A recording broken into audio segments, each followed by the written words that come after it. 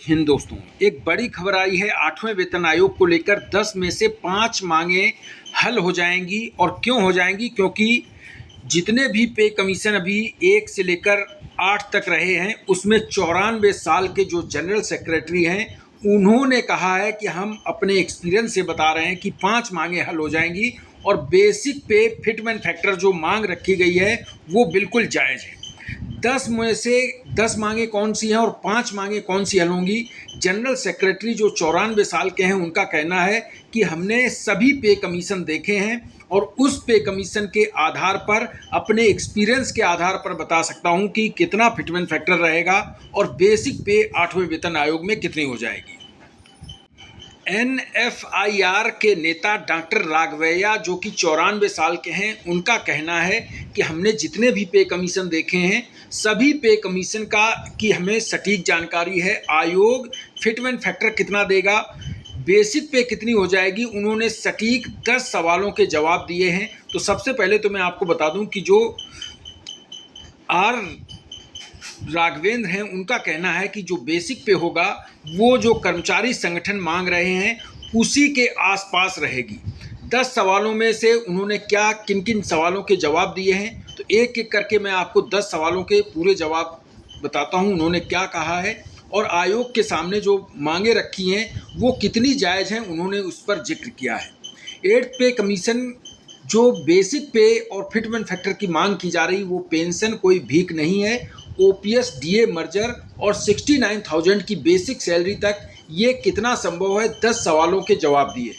उनका कहना है कि हमारा जितने भी पे कमीशन अभी तक आए हैं, सभी में हम उसमें शामिल थे और हमारी प्रमुख मांगों में से सभी मांगे मानी जाती थी। अब उन्होंने कहा कि हम इस बार पे कमीशन में ज़रूर शामिल नहीं है, लेकिन हमारा पूरा अनुमान है, आइडिया है कि इसमें कितनी बेसिक पे हो जाएगी, कितना फिटमेंट फैक्टर लगेगा। तो इन्होंने एक एक करके जवाब दिया है। 8वें वेतन आयोग का इंतजार कर रहे केंद्रीय कर्मचारी सोशल मीडिया में जो बेसिक सैलरी 18,000 से 69,000 हो जाएगी, ऐसी सोशल मीडिया में 3.83 फिटमेंट फैक्टर की खूब चर्चा चल रही है। लेकिन तमाम अटकलों को दूर करते हुए national federation of Indian railway man यानी कि NFIRM के जनरल सेक्रेटरी हैं, NCJCM स्टाफ के लीडर हैं डॉक्टर M राघवैया ने 92 साल के डॉक्टर राघवैया के पास आज़ाद भारत के लगभग हर वेतन आयोग का लंबा अनुभव है। उन्होंने अपने अनुभव के आधार पर इन सवालों के जवाब दिए हैं। जो 10 मांगें रखी गई हैं, उनमें कौन कौन सी मांगें पूरी हो जाएंगी, तो उन्होंने सभी 10 सवालों के सीधे जवाब दिए हैं कि किन किन मांगों को पूरा करेगा आयोग। पहला सवाल था कि वेतन आयोग के साथ पहली मीटिंग में क्या हुआ और उसका क्या रिएक्शन रहा, आयोग का रिएक्शन क्या था। उस पर जवाब दिया, 28 अप्रैल को चंद्र लोक बिल्डिंग में वेतन आयोग की अध्यक्ष जस्टिस रंजना प्रकाश देसाई और मेंबर सेक्रेटरी पंकज जैन के साथ 1.5 घंटे की पहली अहम बैठक हुई। हमने उन्हें साफ तौर पर बताया है कि भारत सरकार ने जो $3 ट्रिलियन की इकोनॉमी अचीव की है, उसके सूत्रधार केंद्र सरकार के कर्मचारी हैं। हमने उनके समर्पण और मेहनत को पे पैकेज में बदलने की मांग रखी है। फिलहाल आयोग की तरफ से अभी कोई सीधा रिएक्शन या कमिटमेंट नहीं आया है। उन्होंने हमारी बातें सुनी और नोट की हैं। आगे हर मिनिस्ट्री और 36 लाख कर्मचारी के प्रतिनिधियों के साथ अभी और कई भी चर्चाएं होनी हैं। इसके साथ में दूसरा प्रश्न पूछा गया, 3.833 का फिटमेंट फैक्टर और 69,000 बेसिक सैलरी की मांग सुनने में अच्छी है, लेकिन क्या ये प्रैक्टिकल है, ये प्रश्न पूछा गया। तो इस पर जवाब दिया, यह मांग पूरी तरह से साइंटिफिक और प्रैक्टिकल है। हम कोई हवाई में ये मांग नहीं कर रहे हैं। यह हवा में लिया गया कोई नंबर नहीं है। हमने 1957 के ILC रिजोल्यूशन और डॉक्टर एक्रॉयड के फार्मूले के आधार पर ये मांग रखी है और इसे बनाया है। एक इंसान को स्वस्थ रहने के लिए 2700 कैलोरी की ज़रूरत होती है। आज के समय में मोबाइल, कपड़े और जीवन जीने के लिए ज़रूरी हर चीज़ें महंगी हो गई हैं। अगर 2016 की 18,000 की बेसिक सैलरी में आज महंगाई की ज़रूरतों के हिसाब से 3.8 से मल्टीप्लाई किया जाए तो न्यूनतम सैलरी जो वेतन है वो 69,000 ही बनता है।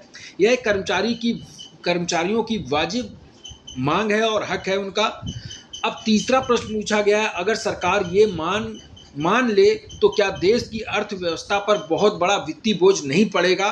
तो इस पर उन्होंने जवाब दिया, सरकार पर बोझ जरूर आएगा, लेकिन आज सरकार की आर्थिक स्थिति इसे सहने के काबिल है। इकोनॉमिक बहुत मजबूत हुई है। अगर हम रेलवे का ही उदाहरण लें तो 40% केंद्रीय कर्मचारी रेलवे में हैं। रेलवे अपना पैसा खुद कमाता है और हम अपनी कमाई से ही सैलरी पेंशन देते हैं, फिर भी मुनाफा कमा रहे हैं। जब कर्मचारी के साथ ज़्यादा पैसा आएगा तो उनकी परचेजिंग पावर यानी खरीदारी की क्षमता बढ़ेगी, इससे पैसा बाजार में जाएगा और इकोनॉमी को और ज़्यादा फायदा मिलेगा। तो ये तीसरा उन्होंने प्रश्न का जवाब दिया। चौथा सवाल था, फैमिली यूनिट को 3 से बढ़ाकर 5 करने की क्या लॉजिक है, इसका लॉजिक क्या है? पहले वेतन आयोग पति पत्नी और 2 बच्चे यानी कि 3 यूनिट को आधार मानकर तय किया जाता था। 2 बच्चों को 1 यूनिट माना जाता था और पति पत्नी को 1-1 यूनिट, यानी कि 3 यूनिट, 4 लोगों को 3 यूनिट माना जाता था। लेकिन अब भारत सरकार के नियम, सुप्रीम कोर्ट के जजमेंट कहते हैं कि माता पिता की देखरेख करना भी कर्मचारियों का कर्तव्य है। जब माता पिता की जिम्मेदारी कर्मचारी पर है तो उनके खर्चे भी सैलरी में जुड़ने चाहिए। इसलिए हमने फैमिली यूनिट को बढ़ाकर 3 से 5 करने की मांग मजबूती के साथ आयोग के सामने रखी है। यह एक सामाजिक और कानूनी हकीकत भी है और इसे सरकार को लागू भी करना चाहिए। प्राइवेट सेक्टर में लोग कहते हैं कि इतनी सैलरी तो उन्हें भी नहीं मिलती, तो फिर सरकारी नौकरी करने वालों को इतना पैसा क्यों? प्राइवेट सेक्टर का उनका जवाब था, प्राइवेट सेक्टर का मुख्य काम मुनाफा कमाना और कई बार लेबर का शोषण करना है। इसके उलट सरकारी कर्मचारी देश की नीतियां लागू करते हैं, गवर्नेंस संभालते हैं और हमारे 80% कर्मचारी रिमोट इलाके, जंगलों और 48 डिग्री की तपती गर्मी में बिना किसी सुविधा के काम करते हैं। सेना को बॉर्डर पर टैंक पहुंचाने में काम रेलवे ही करता है। इसलिए सरकारी कर्मचारियों की तुलना प्राइवेट सेक्टर से करना बिल्कुल गलत है। छठा सवाल था, जो लोग मुश्किल जगहों जैसे ट्रैक, बॉर्डर पर काम करते हैं, क्या उनके लिए सैलरी का अलाउंस और कोई अलग स्लैब होना चाहिए? क्योंकि जो बॉर्डर पर रहते हैं उनके लिए अलग स्लैब होना चाहिए। तो इसका जवाब दिया, हमने हर कैटेगरी के लिए रोल और रिस्क की क्वालिफाई करने की मांग रखी है। एक रेलवे ट्रैक मेंटेनर 15 किलो का टूल लेकर 12 किलोमीटर ट्रैक चेक करता है, उसकी ज़िंदगी रिस्क बहुत होती है। अनिल कमेटी की जो रिपोर्ट थी उनके मुताबिक 2.5 साल में 860 रेल कर्मचारियों की ड्यूटी पर जान गई है। हमने आयोग से कहा है कि रिस्क हार्डशिप ड्यूटी के घंटे जैसे लोको पायलट के 14 घंटे काम करते हैं और जिम्मेदारी के आधार पर अलाउंस और पैकेज फिक्स किए जाने चाहिए। 7वां सवाल था, इंक्रीमेंट को लेकर आपकी क्या राय है? क्या ये परफॉर्मेंस के आधार पर होगा या सबको बराबर मिलेगा? इस पर उन्होंने कहा कि इंक्रीमेंट जो है फ्लैट होना चाहिए। हमने हर साल 6% सालाना इंक्रीमेंट की मांग रखी है। अगर कोई कर्मचारी 12 महीने संतोषजनक काम करता है तो उन्हें यह इंक्रीमेंट मिलना चाहिए। साथ ही हमने ओपन एंडेड पे स्केल की भी मांग की है। जो 7वें वेतन आयोग में लोग एक ही लेवल पर 15 से 20 साल तक अटके रहते हैं, उन्हें प्रमोशन नहीं मिलता है, तो इससे बचने के लिए, सिस्टम को बेहतर बनाने के लिए ये प्रपोजल भी दिया गया है। 8वां सवाल था, महंगाई भत्ता डीए 50% पार कर चुका है, तो क्या इसे बेसिक सैलरी में मर्ज किया जाएगा? तो इस पर उन्होंने कहा, कंज्यूमर प्राइस इंडेक्स यानी कि महंगाई के आंकड़ों के आधार पर डीए बढ़ता है। जब 2014 में डीए 50% के पार हो गया था तब हमने भी इसे मर्ज करने की मांग रखी थी। जब मार्केट में महंगाई बढ़ जाती है तो पैसे की वैल्यू कम हो जाती है। यह जो 50% डीए हुआ है यह परमानेंट है, क्योंकि बाजार में गैस तेल के दाम अब भी कम नहीं होने वाले हैं। इसलिए जेसीएम का स्पष्ट पॉइंट है कि 50% डीए को बेसिक में मर्ज किया जाना चाहिए। 9वां सवाल है कि पुराने पेंशनर्स को ओपीएस को लेकर आयोग के सामने क्या बात रखी? तो उन्होंने कहा कि पेंशन को लेकर पुरानी पेंशन योजना को फिर से बहाली की जाए, ये भी आयोग के सामने मांग रखी है। 5% में 70 साल के बाद 5%, यानी कि जो एडिशनल पेंशन है उसमें 65 साल की उम्र में 5%, 70 साल की उम्र में 5%, और इसके बाद हर 5 साल में 5% की बुढ़ापे पेंशन मिलनी चाहिए, जो एडिशनल पेंशन के तौर पर अभी 80 साल में मिलती है 20%। अगर सरकार 3.83 फिटमेंट फैक्टर नहीं मानती है तो कम से कम कितने पर आप लोग सहमति जताएंगे?